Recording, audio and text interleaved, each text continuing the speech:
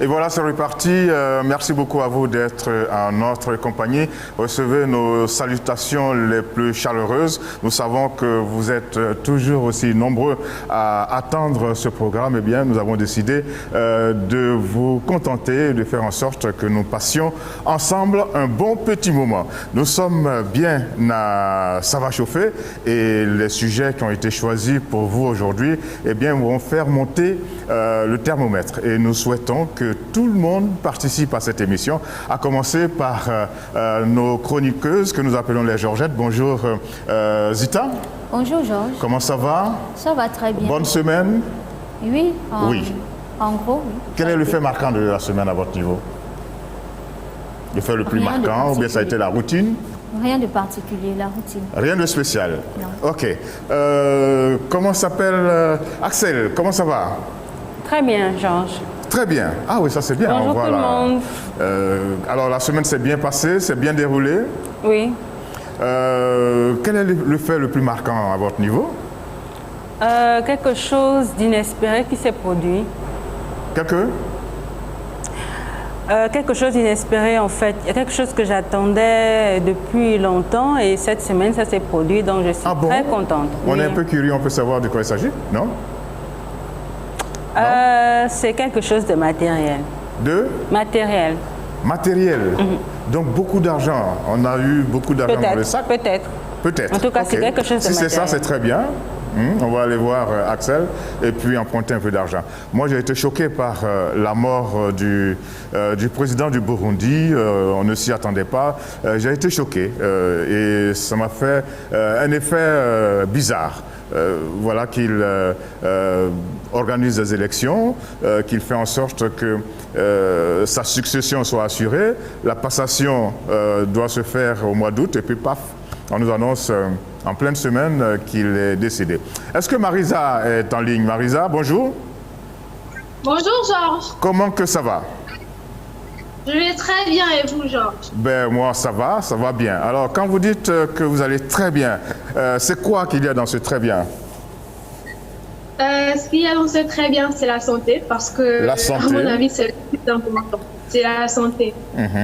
La santé, c'est très bien.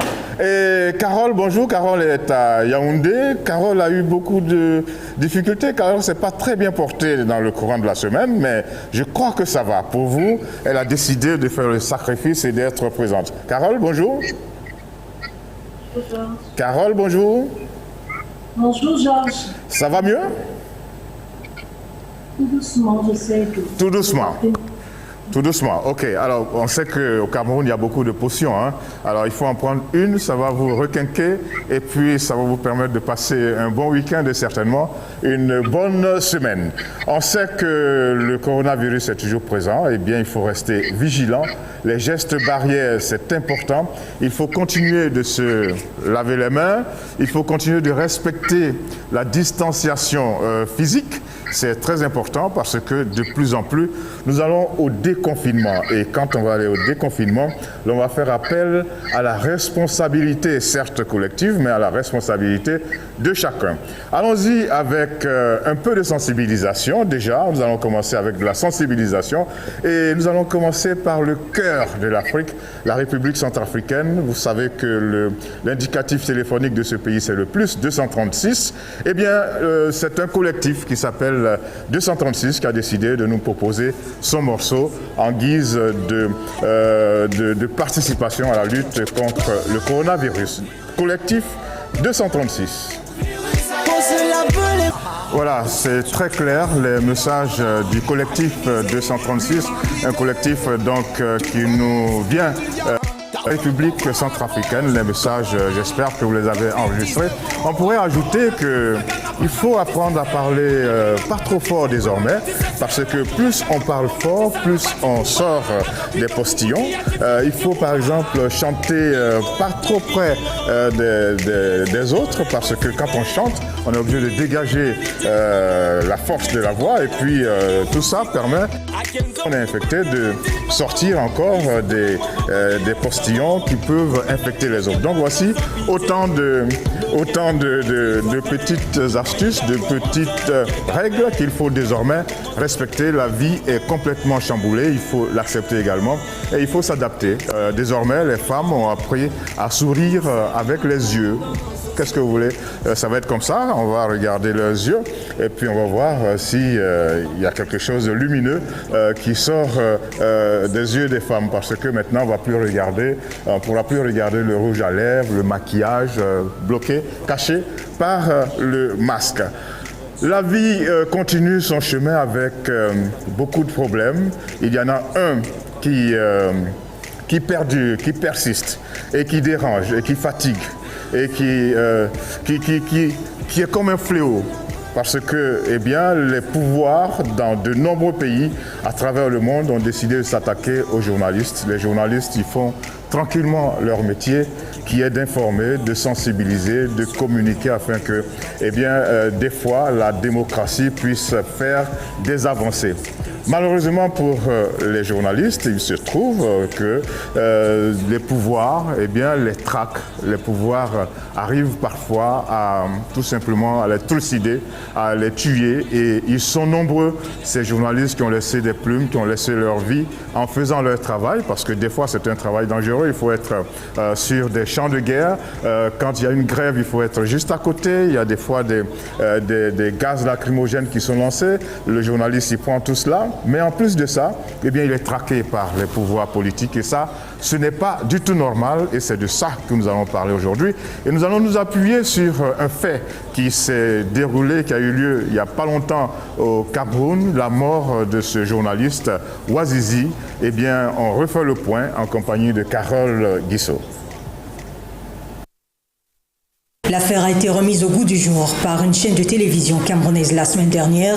Elle affirmait alors que Samuel Aboué Adjeka, plus connu sous le nom de Samuel Ouazizi, en détention depuis août 2019, est mort de suite de sévices corporels infligés par des éléments de l'armée camerounaise. L'information a retenti comme une bombe au sein de la classe politique camerounaise et a poussé le ministère de la Défense indexé à faire un communiqué dans lequel il déclare que le journaliste Samuel Ouazizi, arrêté pour intelligence avec les séparatistes anglophones, est décédé le 17 août 2019 de suite de sepsis sévère, dont 2 maladies. Une sortie qui a exaspéré le président du syndicat national des journalistes du Cameroun, qui pense aussi que Samuel Ouazizi est mort en détention de suite de violences physiques. Quand nous recoupons, il se pourrait bien que Ouazizi soit mort quelques jours seulement après son interpellation. Et c'est ce qui renforce encore notre courroux que depuis des mois, un journaliste enlevé en dehors du cadre judiciaire soit mort sans qu'on ait aucune communication sur sa disparition. C'est quand même extraordinaire. Nous ne savions pas qu'on aurait ce genre de situation au Cameroun où un citoyen disparaît pour qu'on s'entende 10 mois après qu'il est décédé. Interpellé sur ce drame par l'ambassadeur de France au Cameroun, Paul Biya a promis d'instruire une enquête. Ce n'est pas la première fois qu'un journaliste meurt en détention au Cameroun. Denis Kwebo, président du SNJC, qui a désormais peur pour l'avenir du journalisme au Cameroun, prévoit avec son syndicat une manifestation de grande envergure pour réclamer la vérité sur ce qui est considéré désormais comme l'affaire Ouazizi. Et ce n'est pas la première fois qu'un journaliste est tué dans un pays africain. L'une des affaires les plus célèbres, c'est l'affaire Norbert Zongo au Burkina Faso, qui n'a pas encore fini de livrer tous ses secrets. Et tout ça n'est pas normal, parce que les journalistes ne tuent pas les politiciens. Il n'y a pas de raison que les politiciens tuent les journalistes. Ce n'est pas normal. Axel, tout de suite à chaud, quelle est votre première réaction ? Ça m'attriste beaucoup en fait, parce que les journalistes ne font que leur travail et ça me fait penser à un journaliste qui a été tué au Ghana. Il s'appelait Hussein, il travaillait avec un journaliste d'investigation appelé Anas. Le monsieur, il passe à la télé, il a toujours le visage couvert en fait et il a réussi en fait il fait plusieurs reportages undercover et puis il a parlé par exemple de la situation des orphelinats où plusieurs filles, des orphelines en fait on abuse d'elles, ou par exemple des avocats et des procureurs véreux, des personnalités du football qui recevaient des pots de vin, en fait. Et donc, il apparaît toujours en public. Il dénonçait un certain nombre de situations négatives. Voilà, donc M. Essien faisait partie de son équipe et il a été tué un soir par des personnes non identifiées. Et jusqu'à aujourd'hui, la lumière n'a pas été faite? Non, malheureusement. Voilà. Je vous ai vu travailler cette semaine sur la question. Dès qu'on touche à ce sujet, les exemples sont indéfinis. Il y en a tellement. Algérie, Nigeria, Tchad, Somalie, qui a le plus grand nombre de journalistes et de reporters tués en Afrique. Il y a des exemples, le Cameroun aussi, donc c'est vraiment triste. Et partout en Afrique, c'est pas normal. Marisa, qu'est-ce que vous en dites? Marisa? Oui, Georges. Alors, donc, par rapport à cette situation qui n'est que bien trop fréquente dans nos États, je pense que déjà elle est déplorable, cette situation, mais ensuite elle devrait interpeller les consciences parce qu'elle remet en lumière la pseudo-démocratie dont nos dirigeants se font les chantres. Parce qu'on ne peut pas tuer quelqu'un parce qu'il dénonce des faits, mais on ne peut pas condamner un journaliste qui est censé apporter la vérité, qui est censé transmettre les réalités aux populations et condamner cette personne parce qu'elle a fait juste son travail. Donc ça remet au jour la liberté d'expression qui est tant chantée dans nos États, qui est tant chantée dans nos républiques. Et voilà, je pense qu'il y a un réel problème de fond qui doit se faire. Bien. Zita, votre réaction après le sujet proposé par Carole? Bon, comme les autres l'ont déjà dit, c'est une situation déplorable malheureusement qui est fréquente pas seulement en Afrique mais dans le monde entier. Le journaliste a toujours été celui-là qui dérange parce qu'il ose aller découvrir ce qui est caché, pas seulement les politiques, parce que c'est pas seulement les hommes politiques qui mettent les journalistes en prison. Il y a aussi, mais c'est surtout eux, mais aussi il y a les multinationales, il y a même parfois des individus, parce que le journaliste a osé dénoncer, mis en lumière ce qui est caché. Malheureusement, bon, qu'est-ce qu'on peut faire? Même les pays, parce que même les pays où la liberté d'expression elle est présente, là où les gens ont la possibilité de dire tout haut tout ce qu'ils pensent, même dans ces pays-là, les journalistes se retrouvent menacés. Par exemple, selon un rapport de Journalistes sans frontières, en 2019, il y a au moins 49 journalistes qui ont été assassinés. Qui ont été massacrés. Qui ont été massacrés, et ça dans différents pays. Et ce qui m'a le plus choqué lorsque j'ai lu cet article, c'est que le journaliste, il est plus menacé lorsqu'il fait des enquêtes dans son pays. Oui, et ça c'est vraiment, c'est choquant et c'est déplorable. Parce que le journaliste, normalement, on se dit, le journaliste, lorsqu'il va dans des pays en guerre et tout, il est plus exposé, mais non. La réalité, elle est là, c'est que le journaliste est plus en danger lorsqu'il fait des enquêtes d'investigation dans son pays, et ça, c'est malheureux. Donc des fois, il est même plus en danger quand il fait des investigations que quand il va sur un champ de guerre. Et ça, c'est pas bien, et ça, c'est honteux. Il faut dire que les hommes politiques ne se dérangent pas, ne se gênent pas pour trucider les journalistes, ce n'est vraiment pas normal. Alors, si ça les dérange tant, le travail d'investigation des journalistes, eh bien, ils sont obligés d'avoir le meilleur comportement possible. Eh bien, ça ne dérangerait personne, et alors on n'aurait pas d'article qui dénoncerait leur comportement.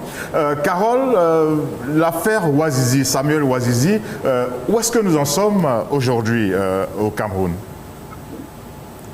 Bien, comme promis, le syndicat national, vous avez suivi dans le reportage que nous avons envoyé tout à l'heure, que le syndicat national des journalistes du Cameroun avait prévu une manifestation dans les différentes capitales du pays pour réclamer la vérité sur cette affaire de Samuel Ouazizi, présentée par le gouvernement, le ministère de la Défense, comme un logisticien des séparatistes anglophones qui était d'intelligence avec lui.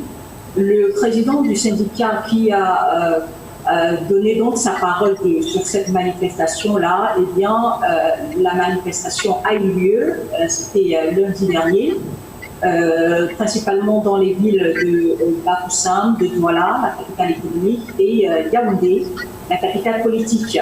Une manifestation qui a connu un fort déploiement des forces de l'ordre, qui sont donc venus intimider les manifestants qui avaient des pancartes pour réclamer la vérité sur la disparition de leurs confrères. Des pancartes qui disaient « Journalism is not a crime », le journalisme n'est pas un crime, Justice for Ouazizi, justice pour Ouazizi, etc. Ils ont donc été, on peut le dire, matés par les forces de défense. Il y a même une journaliste, blogueuse très connue sur Twitter et sur la toile, Annie Payet, qui a été arrêtée, interpellée par les forces de l'ordre.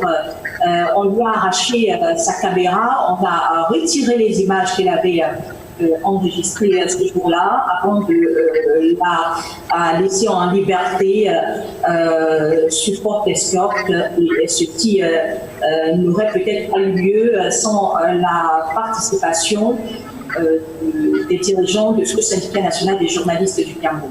Alors nous, on va demander peut-être que ce genre de manifestation s'intensifie, qu'il y en ait encore d'autres, jusqu'à ce que la lumière soit faite, et demander également à tous les journalistes du continent de se réveiller, de prendre cette affaire en main et de faire également des manifestations, parce que aujourd'hui on parle de Samuel Ouazizi, mais si on remonte le temps, et ça ce n'est pas exhaustif, on va retrouver en 1998 la mort de Norbert Zongo, et entre les deux, eh bien, de nombreux autres journalistes qui sont tués. Et donc, journalistes d'Afrique, réveillez-vous, il faut manifester contre la mort de Samuel Ouazizi. Nous allons demander à tous ceux qui nous suivent de participer à cette émission. Oui. Oui, Carole? Notre consoeur. Bonjour. Alors, Carole, juste 2 minutes. Bonjour. Allô, bonjour. Bonjour. Oui. Bonjour. Vous êtes monsieur? Monsieur Valdé. Vous appelez d'où, s'il vous plaît? Oui, j'appelle de la Guinée. De la Guinée, voilà. OK. Alors, allons-y, intervenez. C'est irritant, c'est révoltant. Franchement. Sinon, alors là, un journaliste ne devait pas me poser. À mon avis, pour accélérer l'investigation sur la mort de ce journaliste camerounais, il faut que toute la corporation au Cameroun boude le boulot durant 1 semaine. Cela permettra aux autorités de régulariser ça rapidement. Et ça permettra même que ça se passe. C'est une contagion. Dès que ça commence à finir, il faut arrêter ça. Il ne faut pas jouer les journalistes. Je vous remercie. Nous vous remercions de nous avoir appelés de la Guinée. En tout cas, c'est un problème qui est sensible, qu'on retrouve partout, dans pratiquement tous les pays africains. Alors, Carole, vous étiez en train de nous dire, avant l'intervention de notre ami de la Guinée, oui, que nous ne devons pas oublier également le journaliste Kakakida Mamantoni, qui a été arrêté au Niger pour avoir publié sur la présence d'un cas de Covid-19. Le journaliste Kaka, on s'en souvient? Oui, allez-y. Oui, juste de rappeler aux gens qu'il y en a au Niger également et qu'on ne les oublie pas. Oui, voilà. Donc, partout dans chaque pays africain, on peut sortir un ou plusieurs noms de journalistes tués parce qu'ils étaient tout simplement en train de faire leur travail. Et si, messieurs les politiciens, si cela vous dérange tant, à vous d'avoir la meilleure attitude possible, le meilleur comportement possible et de vous conformer à tout ce qui est loi. On voit très souvent les journalistes en train d'être formés. On insiste pour que le journaliste soit formé. Mais question, est-ce que les politiques sont formés? Formés, par exemple, à ne pas tuer les journalistes. Est-ce que les politiques sont formés? Oui, je pense que oui. Oui. Vous pensez qu'ils sont formés? Oui, parce que nul n'est tenu à tuer un être humain. Mais il y en a beaucoup qui atterrissent sans qui être deviennent des hommes inquiétés, politiques mais bon, comme ça. Hein. L'être humain est d'abord ce qu'il est, et surtout lorsqu'on a le pouvoir. Lorsqu'on a le pouvoir, on se permet de faire tout ce qu'on veut. On se dit qu'on a le droit de vie ou de mort sur les autres personnes. Ce qui est complètement faux. Voilà. Axel, vous pensez qu'on doit également former les politiciens, les hommes politiques à avoir la meilleure disposition, la meilleure attitude face aux journalistes?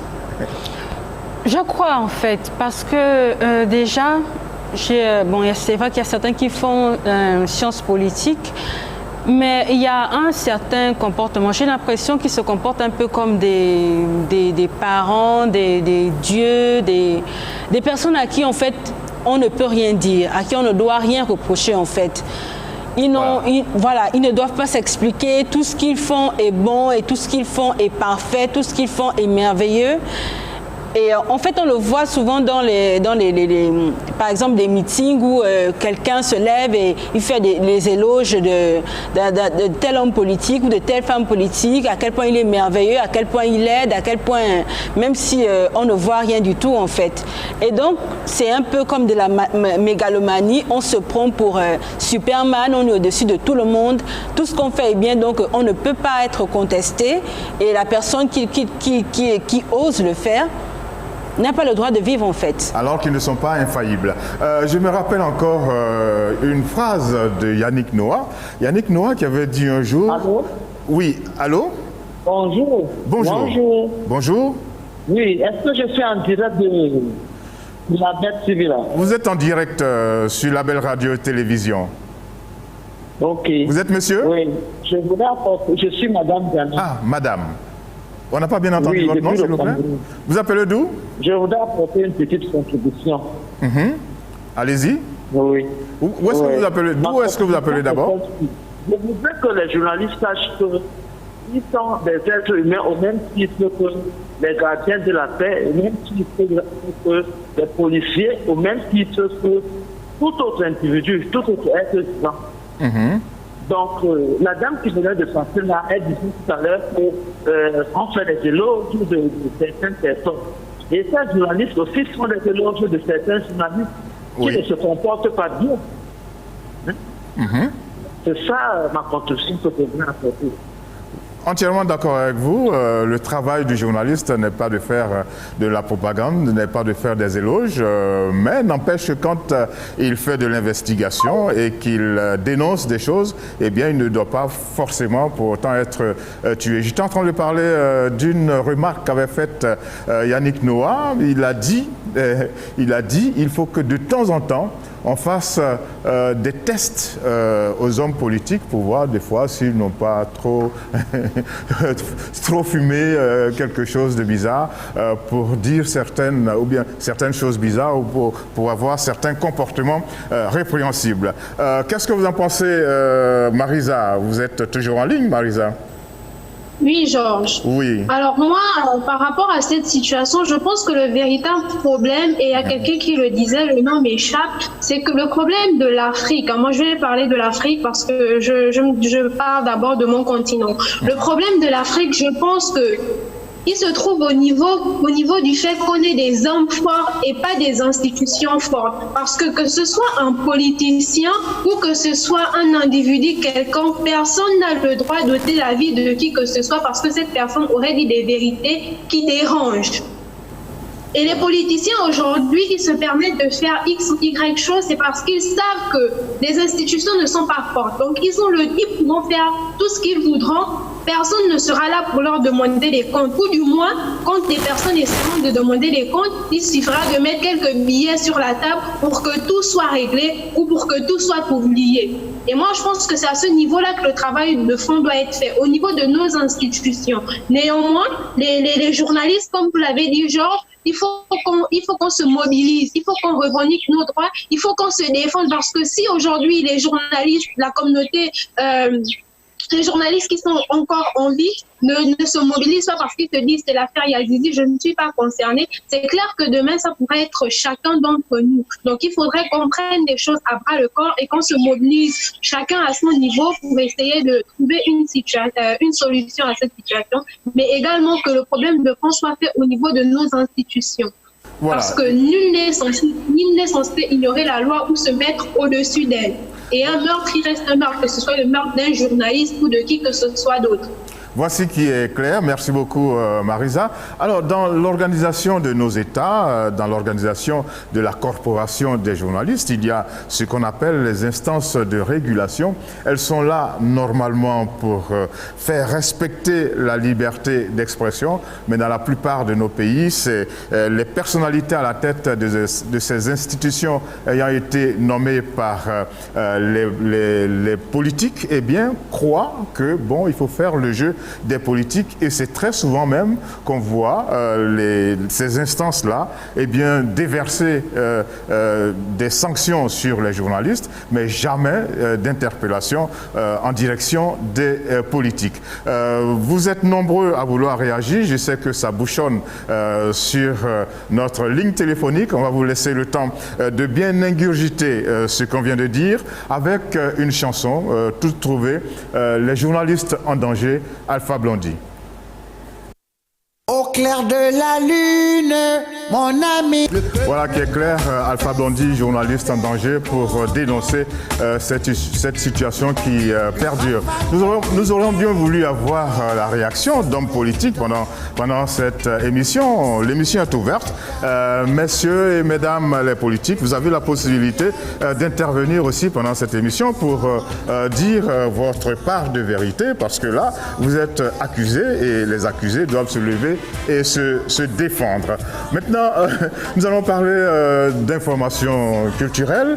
Notre chère Marie-Paul Ndombina a pris un coup. Marie-Paul, tout le monde te salue et te dit porte-toi mieux et reviens-nous très vite. Et c'est Zita qui a pris le relais. Allons-y pour le zigzag culturel. Et n'oubliez pas que dans la foulée, il y a ces gags qui font pouffer de rire.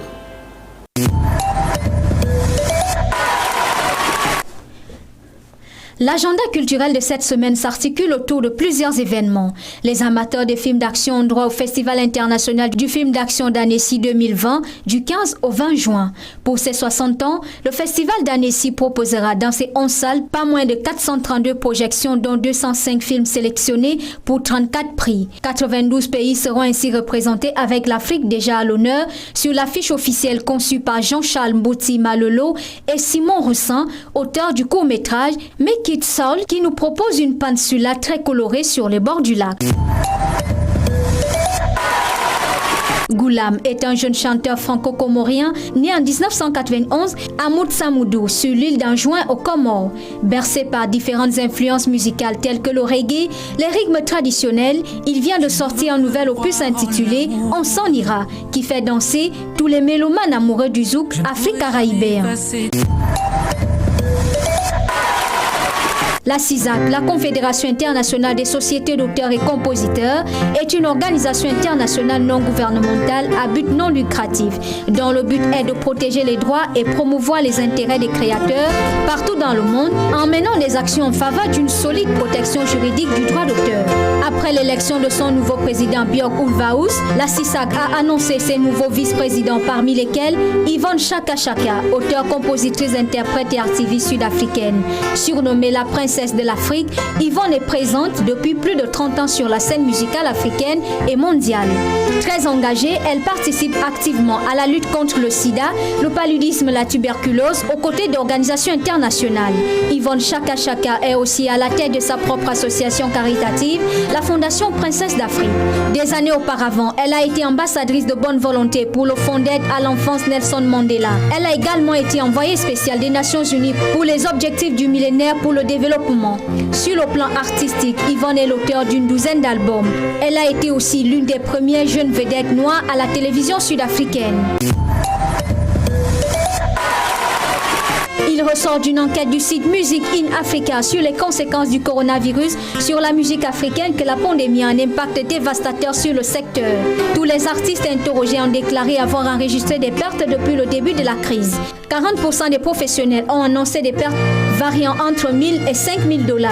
Et certaines organisations ont signalé des pertes supérieures à 1 million $. L'enquête a également révélé que la plupart des praticiens affectés n'avaient pas d'autres sources de revenus.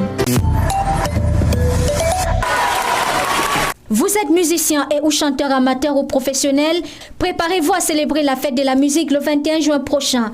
Avec la menace du coronavirus, chacun devra faire preuve de vigilance tout en exécutant ses meilleures prestations possibles. C'est tout pour ce tour d'horizon de la semaine. À la semaine prochaine.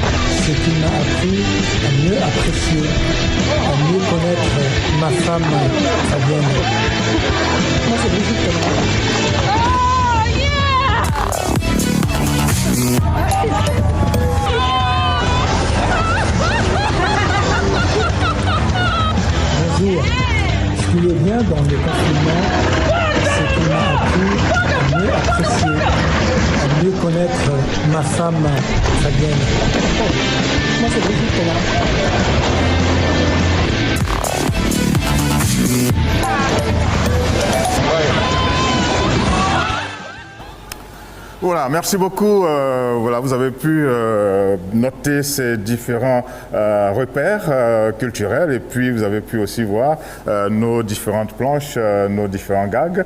Eh bien, c'est pour donner une petite touche humoristique à notre émission. Et ça fait du bien, il faut pouvoir rire, même si le coronavirus est bien présent. Et j'ai bien aimé ces Américains qui se sont défoulés sur le mannequin de leur président représenté par un mannequin. Eh bien, ils en avaient marre et ils lui ont donné tous les coups possibles et c'est comme ça qu'il faut faire. On n'a pas besoin de s'entretuer. Nous allons marquer encore un instant de musique avec quelqu'un que vous avez relevé dans votre papier tout à l'heure, dans le zigzag, une grande dame africaine, une activiste, Yvonne Chaka Chaka. Eh bien, je crois qu'il faut se rappeler qu'elle est là, qu'elle est bien présente et qu'elle continue de faire de la musique. Voilà, c'était Yvonne Chaka Chaka qui est toujours bien présente dans le milieu artistique, mais aussi sur la scène de la société civile et qui dérange, mais qui se bat, en tout cas qui fait tout pour faire avancer les choses dans le bon sens. Nous allons quitter l'Afrique du Sud avec Yvonne Chaka Chaka et nous retrouver maintenant au Bénin et toujours en compagnie de Zita Avomo pour voir ce qui s'est passé à un certain moment donné dans ce pays. Eh bien, un garçon, charmant garçon, grand loser, chanteur de charme, a décidé de lutter contre le coronavirus, mais à sa manière, en faisant des dons. Il s'appelle Richard Flash. Est un artiste chanteur béninois. Passionné de musique, il participe à la chorale des jeunes de la paroisse de Zobo dans la périphérie nord du Cotonou. Devenu chanteur principal de l'orchestre Master Star, toujours à Cotonou, sa passion pour la musique prend une dimension professionnelle. Aujourd'hui, Richard Flash est reconnu comme un chanteur de charme, un spécialiste de langoureuses mélodies zouk, pouvant rivaliser avec n'importe quelle période de crise sanitaire. Richard Flash a décidé d'offrir son aide aux populations de sa localité d'origine par des cartons chargés de masques. Il a dépêché lundi 20 avril 2020 à Grand Popo, dans l'arrondissement de Béoué, une localité d'où il est ressortissant, une délégation chargée de remettre en son nom ce matériel de protection. L'infirmière qui a réceptionné les dons n'a pas manqué de relever qu'il s'agit de masques de qualité, récupérables après usage et désinfection à l'eau de javel. Les populations de la ville de Ouda ont également bénéficié de la générosité de l'artiste. Le geste de Richard Flash a été très apprécié par les bénéficiaires qui ont souhaité voir d'autres fils et filles du Bénin faire comme l'artiste afin que la lutte contre le fléau du coronavirus soit encore plus efficace. Leur emboîtant le pas, Richard Flash a émis le vœu en indiquant que tous ceux qui ont les moyens viennent en aide aux plus défavorisés. Je crois qu'il mérite des applaudissements et j'espère que vous, qui êtes de l'autre côté, qui nous suivez, eh bien, vous avez applaudi ce garçon. J'ai regardé la liste des personnes les plus riches du Bénin. Je n'ai pas vu le nom de Richard Flash. Eh bien, pourtant, il a fait preuve de générosité. Comment est-ce que vous réagissez, Marisa, à autant de générosité de la part de ce garçon? Marisa? Alors, je pense que c'est Georges. Oui. Je pense que c'est très louable et si tout le monde avait cette manière de voir ou cette manière d'agir, le monde se porterait beaucoup mieux. On n'est pas forcément obligé d'attendre d'avoir des milliards pour aider les autres. Si chacun à son niveau essaye d'apporter sa petite contribution pour aider les autres, c'est clair qu'on va se retrouver avec moins de problèmes. Donc, c'est louable, je le félicite et surtout, j'invite les autres à prendre l'exemple. Mais nous, on n'a pas entendu vos applaudissements, hein, Marisa. Peut-être qu'il faut le faire maintenant. Il faut l'applaudir. J'étais émerveillée, transportée dans son monde. Ok, merci beaucoup. Axel, qu'est-ce que vous en pensez, Richard Flash, qui offre des dons? Il n'est pas l'homme le plus riche, il n'est même pas riche du tout. Il est certes connu, bien célèbre, très apprécié en matière de musique, mais il fait j'allais dire, du don de soi. C'est une bonne chose, c'est une action louable en fait, même si certains vont penser qu'il essaie de se faire voir.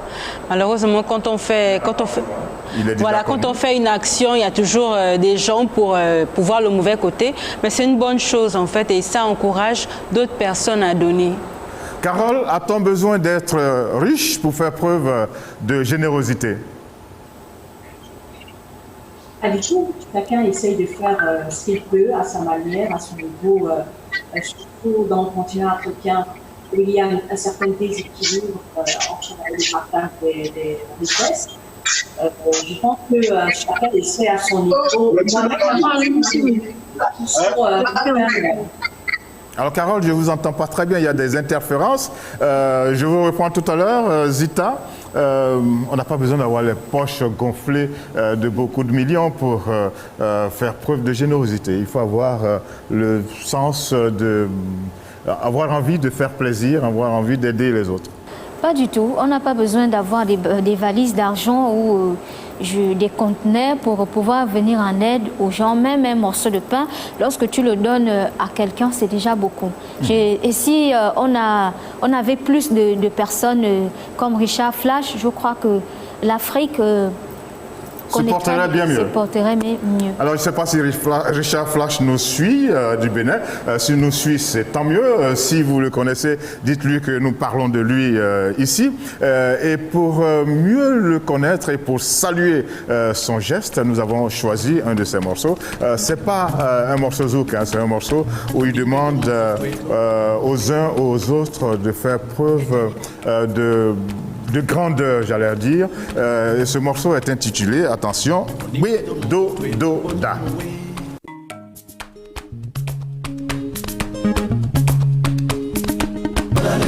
Merci beaucoup à Richard Flash que nous saluons. En tout cas, merci pour tant de générosité.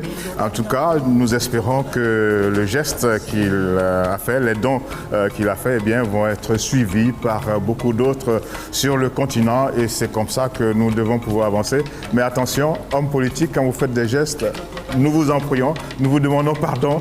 Trop de propagande autour de vos gestes dérange finalement et j'espère que vous vous rappelez un peu la réaction de ce chef là-bas dans les confins du Cameroun qui a dû être obligé de dire qu'il rejetait le don que lui faisait le président de la République. Bon, chacun doit pouvoir faire preuve de générosité. Nous continuons notre émission pour parler d'un sujet très important. Nous sommes le 13 juin 2020 et chaque 13 juin, eh bien, c'est la journée mondiale de sensibilisation à l'albinisme. l'albinisme est aussi quelque chose, un problème qu'il faut regarder avec beaucoup de responsabilité. Les albinos sont des personnes comme vous et moi, seulement que ce sont des personnes qui ont un certain nombre de problèmes, nés avec des difficultés, mais ça ne devrait pas leur faire endosser tous les problèmes qu'ils vivent un peu partout à travers le continent. Voici le reportage de Carole Guissot. De nombreuses associations de défense des intérêts et des droits des albinos ont fait du pays un des piliers de la lutte contre la stigmatisation et la marginalisation des personnes atteintes d'albinisme, toujours considérées comme une malédiction au sein des familles. L'une des dernières en date, l'Association des femmes albinos du Cameroun, en abrégé AFAC, très active sur le terrain, surtout à l'approche de la Journée internationale de sensibilisation à l'albinisme. Elle a été fondée par cette femme, Madeleine Wafo, elle-même atteinte de la maladie. Pendant près de 4 semaines, du mois de mai au mois de juin, elle organise des conférences débats, des foires expo et un concours de beauté qui élit la plus belle femme et le plus bel homme albinos du Cameroun. Nous sommes ici en 2019, lors des préparatifs de cette élection. Tout cela sous le regard émerveillé de la Miss Albinos 2018, Mariama Kwenkebala, étudiante à la faculté des sciences juridiques de l'université de Douala. Elle a tout au long de son parcours subi, comme beaucoup d'autres membres de sa communauté, injures, moqueries et rejets. Plusieurs personnes me sous-estiment. Au fait, plusieurs personnes ont tendance à sous-estimer la personne albinos, chose qui n'est pas le cas. Nous pouvons nous valoriser à travers plusieurs autres activités. Elle partage, comme beaucoup ici, un grand rêve pour sa communauté. Mon plus grand rêve, c'est de faire que la personne albinos soit fière de ce qu'elle est, à travers le monde si possible. Et pourquoi pas un jour avoir un président de la République du Cameroun albinos? Pourquoi pas? Au Cameroun aujourd'hui, la personne albinos compte. Des centaines de pages consacrées à la promotion de cette communauté sont créées chaque jour sur les réseaux sociaux. Les plus en vue au Cameroun, Louise Blanche Ngomasso et Wilfried Kangar, qui ont des milliers de followers sur Facebook. Ils sont considérés comme des activistes politiques. Ce qui montre à suffire que la personne albinos fait partie intégrante de la société camerounaise de nos jours, même si beaucoup d'efforts restent à faire dans la prise en charge gratuite des problèmes de santé liés à la couleur de leur peau et à leur insertion professionnelle qui reste gangrénée par de nombreux clichés. Merci beaucoup, Carole, pour ce reportage qui est plutôt, j'allais dire, pratiquement gentil, parce que, bon, on voit Miss Albinos, etc., ça fait joli, mais ce sont des personnes qui vivent des choses terribles, jusqu'à être sacrifiés pour des crimes rituels. Alors, Axel, qu'est-ce que vous pensez de la situation que les Africains infligent, j'allais dire, aux albinos? En tout cas, à certains endroits, on pense qu'en Afrique, on est encore au Moyen-Âge, puisqu'il y a des albinos qui sont enlevés, tués, découpés, parce qu'il paraît que... Il y a des croyances bizarres. Hein? Voilà, des rites avec des albinos permettraient d'avoir la richesse ou le plus étonnant, de vivre éternellement. Ça m'a beaucoup choqué. Et donc, c'est triste que juste un manque de mélanine dans la peau puisse engendrer autant de dégâts dans la vie d'une personne. Certains sont rejetés, abandonnés, et en fait, le fait que les entretenir coûte cher, ça cause aussi un autre problème, en fait. Ok. Alors, Zita, voici des personnes qui ont besoin plutôt d'aide et qui subissent plein de problèmes, plein de difficultés au plan médical, au plan sociétal. Pourquoi? Qu'est-ce qui se passe? Qu'est-ce qui ne va pas?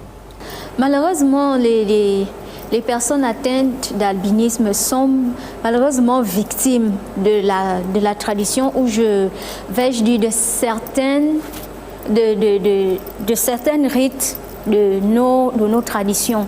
Parce que même moi, quand j'étais petite, on nous disait toujours que un enfant albinos porte chance, je sais pas, les crânes et ceci font en sorte que tu deviens riche. Et moi je dis que malgré que nous sommes au 21e siècle, il y a encore des personnes qui croient à ces rites-là et qui les pratiquent. Ce qui fait que dans certains pays, par exemple en Afrique de l'Est, les albinos sont sont traqués, sont chassés, même des fois par les membres même de leur famille. Ouais. Des pays comme le Burundi, la Tanzanie, l'albinos ne sort pas.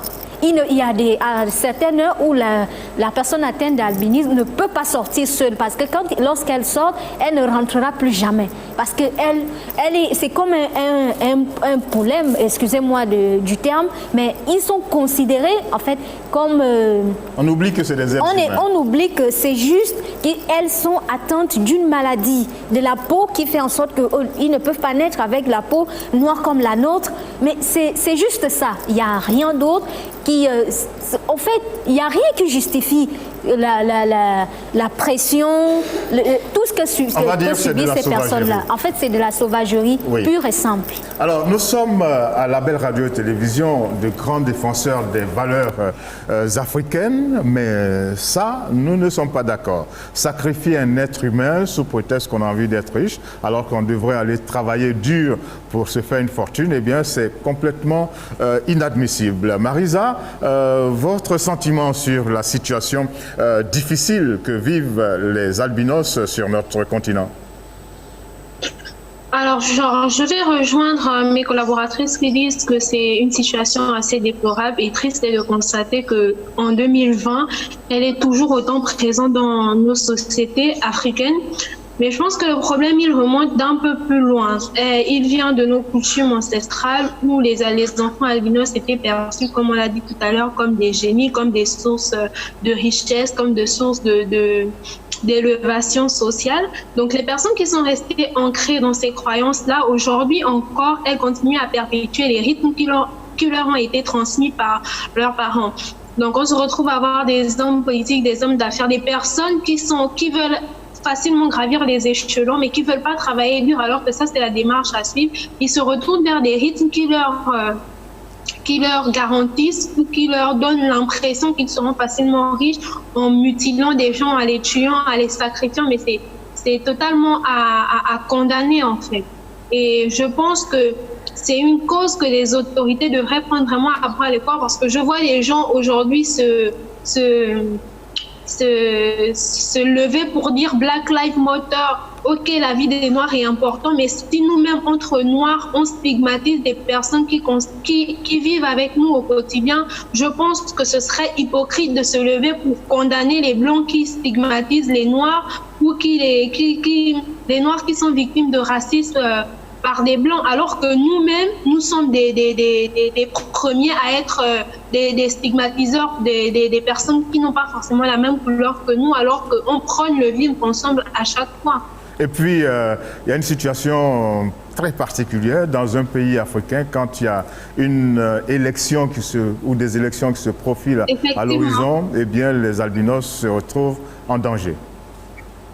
Effectivement, Georges, c'est comme je disais, c'est toujours par rapport à ces rythmes-là, à ces traditions, aux féticheurs qui disent aux hommes politiques que pour avoir plus d'électorat, pour être plus vu, pour avoir plus de chances de gagner, il faudrait sacrifier des albinos, parce que dans nos traditions, comme je le disais, ils sont vus comme des esprits d'élévation, ils sont vus comme des génies, ils sont vus comme des personnes qui apportent de la chance. Donc ils se retrouvent aujourd'hui martyrisés, ils se retrouvent aujourd'hui tués, ils se retrouvent aujourd'hui victimes de beaucoup d'atrocités par rapport à cette réputation que leur a donnée la tradition d'être des personnes à forte énergie positive. Donc les personnes qui essaient d'avoir ces énergies-là, les traquent au quotidien, et c'est déplorable parce qu'on est en 2020 et on devrait pouvoir se détacher de toutes ces croyances qui n'ont pas forcément trouvé leur fondement. Voilà, alors que c'est des personnes qui ont besoin d'aide, c'est des personnes qui ont des problèmes de peau, qui ont des problèmes d'yeux, il faut leur acheter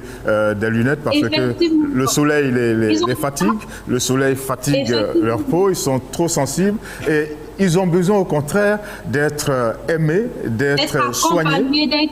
Et puis c'est tout le contraire. Voilà, ils ont déjà beaucoup de problèmes. Un albinos, déjà, outre les problèmes de persécution sociale par rapport à toutes les croyances qu'il y a autour, D'abord, génétiquement, c'est quelqu'un qui a beaucoup de problèmes. Il est facilement exposé au cancer de la peau à cause de la fragilité de sa peau. Il est facilement stigmatisé dans la société. Moi, mon meilleur ami, c'est un albinos. Et je ne vous raconte pas tout ce qu'il a dû subir dans son enfance. Il a été stigmatisé à un tel point où il m'a raconté que d'autres personnes de sa communauté ont arrêté d'aller à l'école. Lui, au moins, il a eu la chance d'avoir un moral très fort et de passer au-delà de toutes ces moqueries, de toutes ces frustrations pour continuer à évoluer dans la vie. Mais c'est compliqué pour ceux qui ont un faible moral.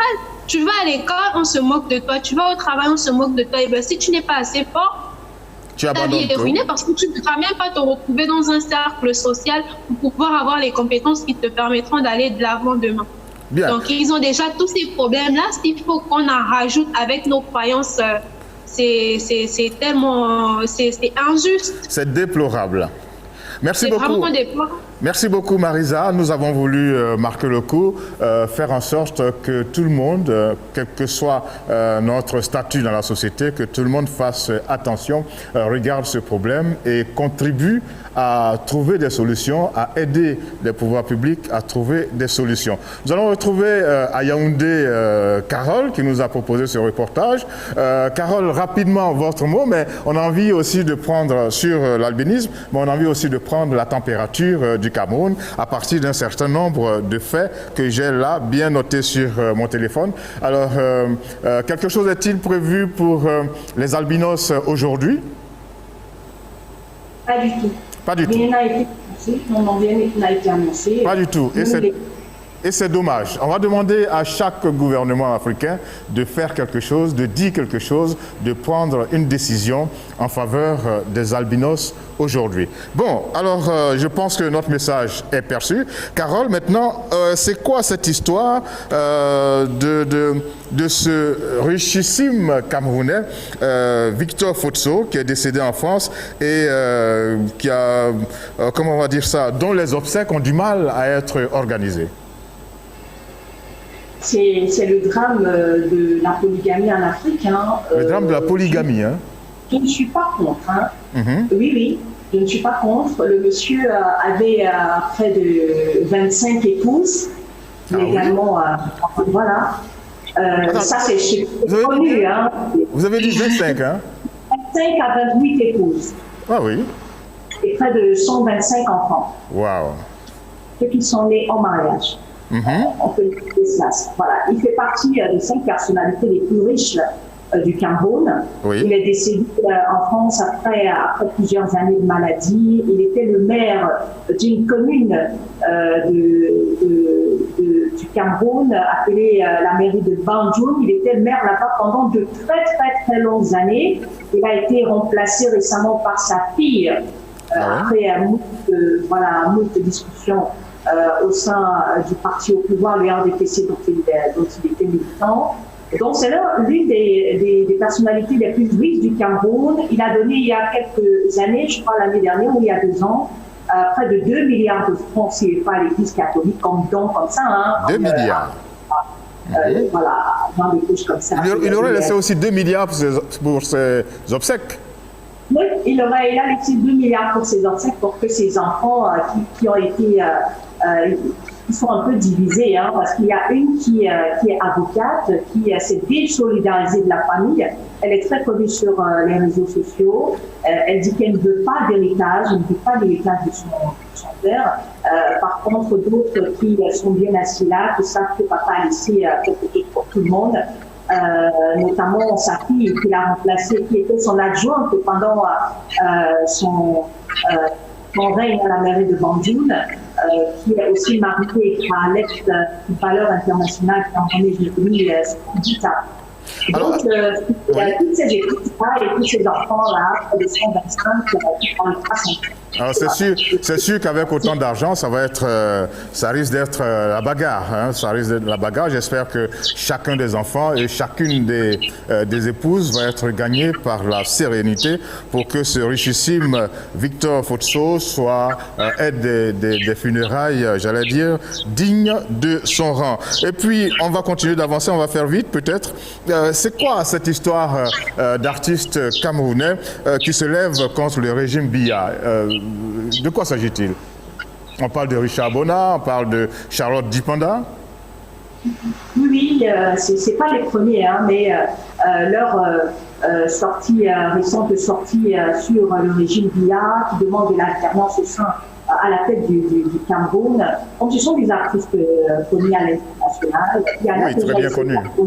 Qui parlent de ça depuis des années, comme Joe La Conscience Valsero, le général Valsero, qui est aujourd'hui dans les rangs du MRC. Richard Bonnet et Charlotte Dipanda sont quand même des artistes de grande envergure, et donc une sortie de ces deux personnalités-là est considérée comme une attaque, une provocation directe sur, ça prend beaucoup d'ampleur. Richard Bonnet qui a demandé, qui a surnommé le président de la République, je n'aimerais pas répéter le mot, hein, vous allez aller sur Google pour voir le nouveau nom qu'a donné Richard Bonnet au président de la République. Bref, il lui demande de laisser la place et de laisser la place à la jeune génération, que en 8 ans de pouvoir, en 8 ans d'échecs sur tous les plans. Vous savez, dernièrement, Charlotte Dipanda est entrée dans la danse aussi. Quand on lui a demandé sur une interview sur la Voix de l'Amérique, on lui a demandé ce qu'elle pensait du régime Biya qui est là depuis 1982. Eh bien, Charlotte, qui ne s'exprime pas beaucoup sur le plan politique, sur les affaires politiques. Mais Carole, moi, il y a quelque chose qui me plaît chez le président Biya, c'est sa sérénité, il est impassible devant tout ça. Et justement, à propos du président Biya, on parle d'une certaine succession. Y a-t-il des informations là-dessus? Une succession de gré à gré, ça vient d'où ça encore? Le pouvoir politique de Yaoundé préparerait-il cette succession de gré à gré au sommet de l'État? En tout cas, c'est ce que pense le président du MRC, le mouvement pour la renaissance du Cameroun, Maurice Kamto, qui a dans une sortie le 1er juin dernier alerté la population camerounaise sur une éventuelle succession de gré à gré au sommet de l'État. Voilà, il a été rappelé par le ministre camerounais de l'enseignement supérieur, non moins secrétaire à la communication au comité central du RDC, qui s'est senti touché, et il a dit que Maurice Kamto était un simple provocateur. Je le cite, hein, il a dit l'alternance au sommet de l'État est considérée et conditionnée par des élections libres et transparentes au Cameroun, le reste n'étant que de la désinformation et du viol des consciences. C'est la réponse qu'a donnée donc le secrétaire à la communication du RDPC, ministre de l'enseignement supérieur. Alors, il y a aussi une réaction de Paul Biya. Je ne sais pas si Bill, qui pilote cette émission, Bill, est-ce qu'on a cette réaction du président Paul Biya par rapport à cette affaire? Si on l'a, on peut la proposer à nos auditeurs et à nos téléspectateurs? Pas encore, on ne l'a pas encore. OK. Alors donc, le président Paul Biya, il prend tout cela quand même avec philosophie, hein, Carole? Oui, parce que cette interview que vous avez voulu lancer, c'est un extrait du président de la République dans une des rares émissions, rares interviews qu'il accorde à la presse étrangère, où on lui a demandé, il avait préparé un dauphin pour sa succession, parce que ça le permettre. Et le président avait donc réagi en disant que le Cameroun était un pays démocratique. Je pense qu'on peut parler de dauphin dans le chef. Bien. Alors tout à l'heure, nous allons faire réagir toutes les Georgettes sur cette atmosphère qui prévaut au Cameroun. Mais vous avez dit quelque chose qui m'a fait un peu sursauter. Rien n'est prévu aujourd'hui dans de nombreux pays pour marquer cette journée mondiale, internationale de sensibilisation à l'albinisme. Eh bien, nous, on va faire ce qu'on peut, ce qu'on doit. C'est vous proposer un monsieur apprécié à travers le monde. Il s'appelle Salif Keïta et il parle justement de la différence. En train d'aborder la dernière ligne droite de notre émission. Zita, quelle réaction par rapport à tout ce que vous avez entendu concernant le Cameroun? Toutes les informations que nous a données Carole. Victor Futso qui laisse 2 milliards de francs pour ses obsèques. Le président Paul Biya qui est bousculé par les artistes. Il n'y aura pas d'événement, je crois que c'est valable pour de nombreux pays africains, sur l'albinisme, etc., etc. Bon, moi, ce qui me choque le plus, c'est le fait qu'aujourd'hui, nous soyons le 13 juin, jour international de l'albinisme, et que dans un pays comme le Cameroun, où il n'y a aucun événement, et je pense que ce n'est pas seulement le Cameroun, je crois que cela se passe ici au Gabon, il y a quelque chose de prévu dans différents pays de la sous-région, et c'est vraiment malheureux, parce que lorsque l'Organisation mondiale de la santé a mis cette journée en place en 2014, c'est justement parce que ces personnes atteintes d'albinisme sont délaissées, ils ont des problèmes. Et il faut que nos gouvernants prennent ces différents problèmes en compte. Ok, je crois que les gouvernants ont entendu. Les gouvernants, on parle de vous dans cette émission. J'espère que vous entendez tout ce qu'on dit. On avait souhaité qu'un homme politique ou bien une femme politique dise quelque chose concernant les journalistes en danger, mais il n'est pas encore tard, il y a encore quelques minutes, vous pouvez le faire. Mesdames et messieurs, dédicace du dernier morceau à quelqu'un, à qui? Bon, je dédie ce morceau à une sœur en Christ parce que elle est sœur en Christ. Oui, parce que elle est albinos et elle subit de nombreuses pressions au quotidien, mais elle est forte et elle s'appelle comment, son prénom? Elle s'appelle Marie-Joëlle. Marie-Joëlle, voilà, vous avez le salut de tout le monde. Axel, nous sommes en train de boucler. Dans la panoplie d'informations de Carole, qu'est-ce qui vous a frappé le plus? 25 femmes et 125 enfants, c'est assez impressionnant. Hein? Ah, mais il avait les moyens, il en avait les moyens. Il avait les moyens, mais ça fait beaucoup. Ça fait vraiment beaucoup. D'accord. Toutes ces journées étaient très, très occupées, en fait. Oui. Donc ça fait partie de sa tradition, c'est pas extraordinaire. Beaucoup d'enfants, beaucoup d'argent aussi. Ouais. Bon, il s'en est allé, paix à son âme, souhaitons que la sérénité gagne les épouses et les enfants devant tant de richesses. Parce que ça promet d'être une bagarre exceptionnelle. Dédicace à tous les albinos et à toutes les personnes qui pensent encore que l'albinisme, en fait, c'est tuer un albinos, c'est synonyme de richesse. S'il vous plaît, mesdames et messieurs, sortez du Moyen-Âge. C'est juste un problème de pigmentation, un déficit de mélanine. Arrêtez de tuer des êtres humains pour pouvoir être riches. Trouvez un autre moyen. Ce sont des personnes comme tout le monde. L'un des moyens pour gagner de l'argent, c'est de travailler. D'avoir des ficelles, d'avoir le flair. On peut aussi jouer au jeu, gagner à la loterie, monsieur. Voilà, on peut même aller jouer à la loterie comme voilà. Ok. Donc, arrêtez de tuer les albinos. C'est des personnes qui ont le droit de vivre comme vous aussi. Bien sûr. Et en fait, changez, sortez du Moyen-Âge. Très bien, message bien perçu. Marisa n'est pas là. Alors, nous allons retrouver Carole. Carole, on ne vous a pas demandé à combien sommes-nous, quel est le chiffre au niveau de l'infection au coronavirus. Le Cameroun reste en première ligne, en première position concernant le nombre de cas d'infection. Carole? Nous approchons, oui, Georges. Oui. Nous approchons les 9000 cas positifs. Cameroun, 9000 cas, nous sommes à 8681 cas précisément. 8600 ce Cameroun. Il y a 2 jours, on a enregistré 395 nouveaux cas positifs dans les différents centres de dépistage du coronavirus. Le gouvernement est un peu dépassé. Hein, tout le temps, on revise les stratégies avec des partenaires, la Corée du Sud, la Chine et d'autres pays qui nous viennent en aide pour Alors, est-ce que Carole, est-ce que les Camerounais dans la rue respectent les gestes barrières, comme on dit? Est-ce que vous le sentez? Je ne suis pas l'avocat des populations. Quand vous passez dans la rue, est-ce que vous... Je vais dire la vérité.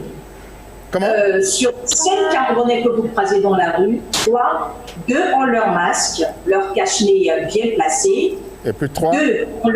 2 ont leur cache-nez abaissé, c'est-à-dire au niveau du cou, il n'est pas sur le visage. Et un n'a pas de cache-nez. Ah. Donc parmi ces 3 catégories-là, il y a ceux qui croient, ceux qui ont qui portent normalement les cache-nez, qui croient à la maladie et qui croient à sa dangerosité.